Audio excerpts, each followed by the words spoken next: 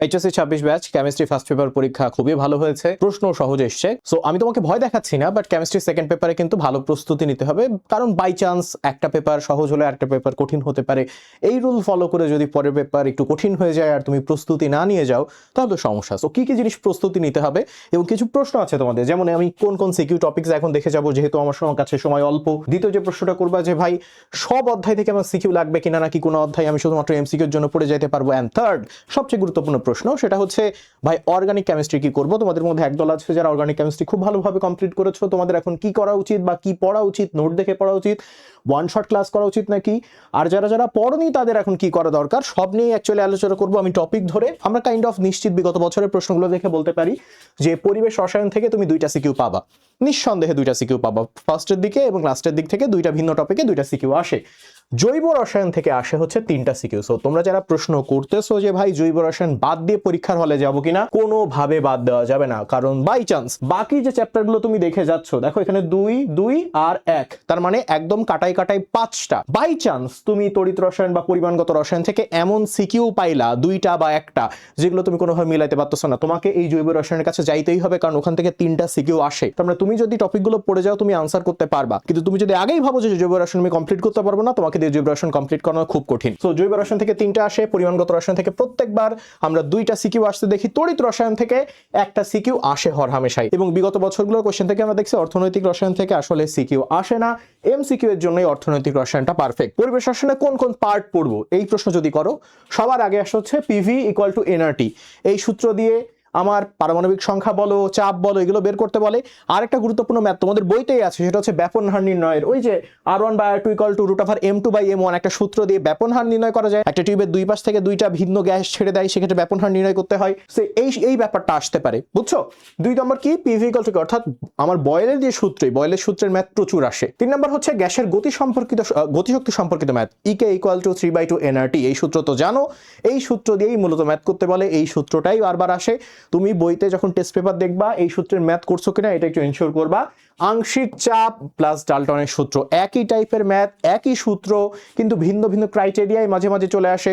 যত টাইপের বোর্ডের সিকিউ পাবা, তুমি বোর্ডের সিকিউ গুলো যদি আংশিক চাপ আর ডাল্টনের সূত্রে করে যাও, তোমার বাইরে আর কিছু দরকার নাই। আদর্শ গ্যাস এবং বাস্তব গ্যাসের ক্ষেত্রে সাধারণত গ্রাফ দিয়ে বলে যে হ্যাঁ এই গ্রাফের এই লেখ এবং এই লেখ এর মধ্যে কোনটি আদর্শ গ্যাসের ক্রাইটেরিয়া বা কোনটি বাস্তব গ্যাসের ক্রাইটেরিয়া ফুলফিল করতেছে।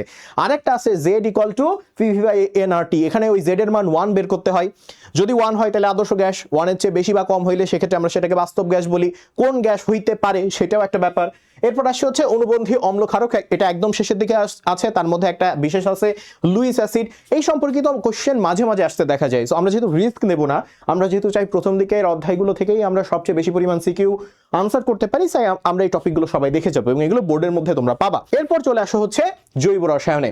জৈব রসায়নে তুমি 3টা সিকিউ তো পাবাই, তার সাথে অ্যাটলিস্ট 8টা থেকে 10টা এমসিকিউ তুমি পাবা, 8টা থেকে 10টা নিশ্চিত। সো তোমার এটা এমনিও পড়ে যাওয়া লাগতো। এখন তুমি প্রথম দিকে সিকিউর জন্য পড়বা হচ্ছে অ্যারোমেটিক হাইড্রোকার্বন থেকে, এখান থেকে সবচেয়ে বেশি আসে।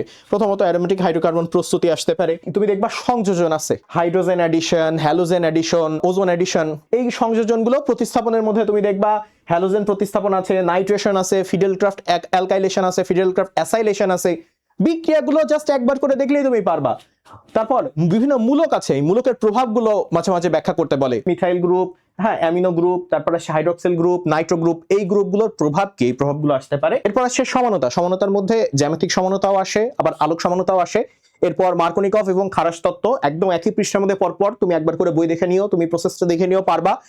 এরপর ওজনীকরণ, এখানে ওজনীকরণ আমরা দেখছিলাম ওজোনাইজেশন, কিন্তু এইখানে যে ওজনীকরণ এটা অ্যালকাইনের ওজনীকরণ।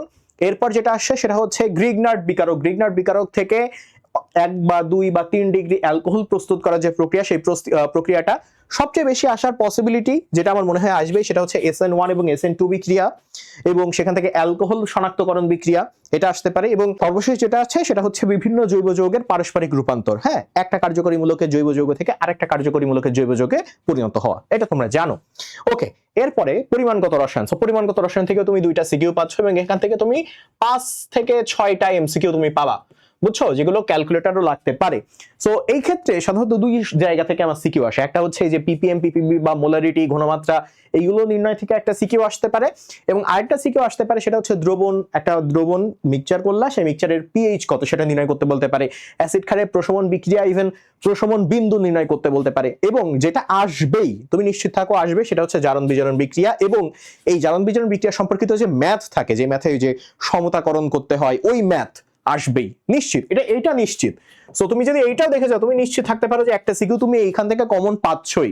ঠিক আছে, আচ্ছা এইবার চতুর্থ অধ্যায়ে গ নাম্বারে সাধারণত আমরা এই যে W=ZIT কতটুকু জমেছে, হ্যাঁ, ওই জমার পরিমাণটা গ নাম্বারে বের করতে বলে। আর ঘ নাম্বারে ই সেল সম্পর্কিত ম্যাথ, নার্নস্টের সমীকরণ যেটা আছে সেটা, এইটা থেকেই সাধারণত ঘ আসে। আর যদি এখান থেকে ঘ না আসে, তাহলে তড়িৎ বিশ্লেষ্য কোষ, গ্যালভানিক কোষ বা শুষ্ক সেল যেটা, এখান থেকে ঘ আসতে পারে। সেক্ষেত্রে ছবিও আঁকাইতে হবে, ছবিটাও একটু ভালোভাবে দেখে যেও কম্পোজিশনের সাথে। আর যেটা বলছিলাম অর্থনৈতিক রসায়ন থেকে এমসিকিউ কিন্তু সবচেয়ে বেশি পরিমাণে আসে। সো তোমার এখন কাজ কি? তুমি যেহেতু এখন আমার মনে হয় দুপুর বেলার একটু পর বিকেল বেলা হয়তো ঘুম থেকে উঠবা, বিকেল বেলা ঘুম থেকে উঠেই তোমার ফার্স্ট কাজ হচ্ছে যে কোনো এক চ্যাপ্টার দিয়ে শুরু করা। তুমি ছোট চ্যাপ্টার দিয়ে শুরু করতে পারো, তুমি চাইলে 4 নাম্বার চ্যাপ্টার শেষ করতে পারো, এবং 4 নাম্বার চ্যাপ্টার শেষ করতে তোমার 3 থেকে 3.5 ঘন্টা সময় লাগবে যদি তুমি একদম আপ টু বটম ভালোভাবে কমপ্লিট করতে পারো। ঠিক আছে, 4 নাম্বার চ্যাপ্টার কমপ্লিট করবার পর, যেহেতু রাত্রেবেলা আবার খেলা আছে, তুমি খেলার আগে যদি আরেকটা চ্যাপ্টার ধরতে পারো বেটার।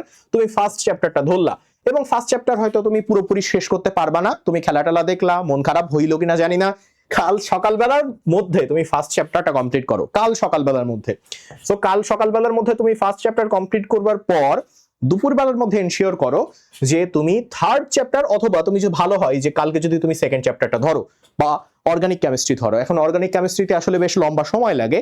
সো তুমি এরকম করতে পারো, তুমি অর্গানিক কেমিস্ট্রি পড়তেছো, মাঝখানে তুমি থার্ড চ্যাপ্টার কিছু পড়লা, তারপর আবার অর্গানিক কেমিস্ট্রি পড়তেছো। একটা না অর্গানিক কেমিস্ট্রি পড়তে গিয়ে মাথাটা তো একটু নষ্ট হয়ে যাইতে পারে। আমি তোমাদের ভয় দেখাচ্ছি না, তোমাদের সিচুয়েশনটা বোঝাচ্ছি। সো তুমি মাঝে মাঝে গ্যাপ নিয়ে এবং 3 এবং 2 এই চ্যাপ্টারগুলো একটু পড়তে পারো। ঠিক আছে, আচ্ছা এরপর তোমার যেটা কাজ সেটা হচ্ছে কালকে রাতের মধ্যে অ্যাটলিস্ট জৈব রসায়নটা কমপ্লিট করার চেষ্টা করা, যাতে পরশুদিন তুমি 3 এবং 5 এইগুলো কমপ্লিট করে এমসিকিউ এর জন্য ভালোভাবে প্রিপেয়ার করতে পারো। কারণ তোমার এই ফার্স্ট চ্যাপ্টারে হাজারিনাক স্যারের বইয়ের যত এমসিকিউ আছে, থার্ড চ্যাপ্টারে হাজারিনাক স্যারের বইয়ের যত এমসিকিউ আছে, সেকেন্ড চ্যাপ্টারে হাজারিনাক স্যারের বইয়ের যত এমসিকিউ আছে, এগুলো যদি ভালোভাবে কমপ্লিট না করো, 25-25টা এমসিকিউ কমন পাওয়া খুবই কঠিন। সো তোমাকে বইয়ের এমসিকিউ গুলো, আমি অন্য কিছু করতে বলছি না, তুমি বইয়ের এমসিকিউ গুলো অন্তত সলভ করে যাও। এই যে তোমার স্ট্র্যাটেজি থাকবে যে ভাই আমার টাইম আছে, আমি হয়তো কেমিস্ট্রি ফার্স্ট পেপারের সময় কিছু সেকেন্ড পেপারের অধ্যায় পড়ছিলামও, অনেকে পড়ছিল, যারা পড়ো নাই তাদের কথা ভিন্ন, পড়ছিলামও।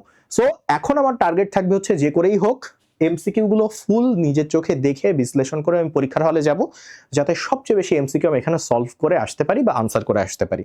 ঠিক আছে, তাহলে সবাই পড়ায় লেগে যাও। যে যখনই ভিডিও দেখতেছো প্লিজ টাইম নষ্ট করো না। তোমার কাছে মনে হইতে পারে 2 দিন খুবই বেশি সময়, 2 দিন চোখের পলকে কেটে যাবে, কারণ এখানেও একটা 2 নাম্বারের মতো জায়ান্ট চ্যাপ্টার আছে। এই চ্যাপ্টারটা তোমার কিন্তু টাইম নষ্ট করে ফেলতে পারে। All the best.